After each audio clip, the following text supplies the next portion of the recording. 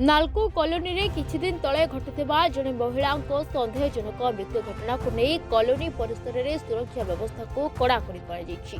घटना परे कॉलोनी परिसर रे असामाजिक कार्यकलाप को दृष्टि रखी पुलिस और नालको विभाग युग्म भाव में तदंत जारी रखिछि। तेबे सुरक्षा अधिकारी सूचना अनुसार तदंत संपूर्ण होगा पर्यंत कॉलोनी प्रवेश पद्धति रे कड़ा नियंत्रण लागू रहिबो। एही प्रक्रिया रे बाहररू आसुथिबा पार्सल एवं कोरियर डेलीवरी कर्मचारी को कॉलोनी मध्य प्रवेश करने को अनुमति दि जाउछि। नालको कॉलोनी मध्य को आसुथिबा समस्त पार्सल टाउनशिप छक 1 नंबर गेट सम्मुखरे देबाको निर्देश दिया जाइछि। एथिसहित प्रत्येक प्रवेश प्रस्थान समय समस्त आईडी जांच करा जाई भितर को छड़ा जाइछि।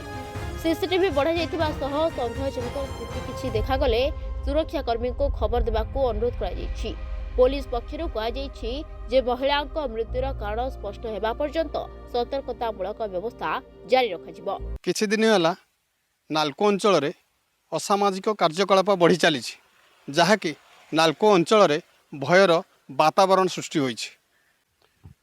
गत किछि दिन होला नालको अंचल रे जड़े महिला संदेहजनक मृत्यु होइतिला जहाकु नहीं नालको प्रशासन तरफ तत्परता देखाई प्रत्येक प्रवेश पथ को कड़ाकड़ी भाव जांच करने निर्देश देते एवं घरोई सुरक्षाकर्मी पक्षर कड़ाकड़ी जांच करा जाउछि।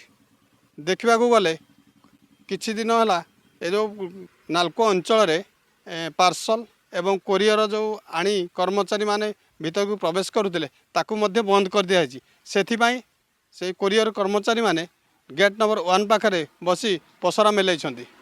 देखा बाकी रहा संदेहजनक मृत्यु होता महिलांकर केबे पर्दाफाश होउछि एवं बाहर पार्सल कोरियर माने जो कर्मचारी बसी से केबे भीतर को पशिबा को अनुमति दिया। Angul Sudhakar Sahu report reporters today.